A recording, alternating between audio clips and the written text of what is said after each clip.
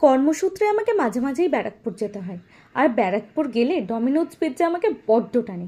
তাই মাঝে মাঝে নিজেকে ট্রিট দিয়ে ফেলি, গরম গরম পিৎজা আর তার সাথে ঠান্ডা ঠান্ডা কোল্ড ড্রিঙ্ক। উফ, পুরো ব্যাপারটা জমে ক্ষীর। আমি নিয়ে নিয়েছিলাম একটা চিকেন গোল্ডেন ডিলাইট পিৎজা, তার সাথে একটা কোক।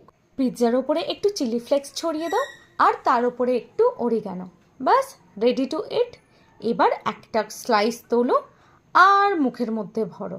উফ, কি অসাধারণ খেতে ছিল পিৎজাটা।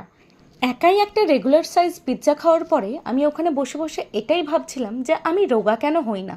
এই পুজোর মধ্যে কি আমি রোগা হতে পারবো? আমাকে কিন্তু অবশ্যই কমেন্ট করে জানিও তোমরা। কি লোভ দিচ্ছ নাকি তোমরা?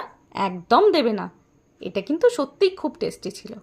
পারলে তোমরাও একটা ডমিনোজে গিয়ে পিৎজা খেয়ে চলে এসো, আর বিলটা না হয় আমার নামে বানিও। আর কে কে পিৎজা খাওয়ার পরে এক্সেস টিস্যু পেপারগুলো নিজের বাড়িতে নিয়ে আসো আমার মতো, অবশ্যই কমেন্ট করে জানিও।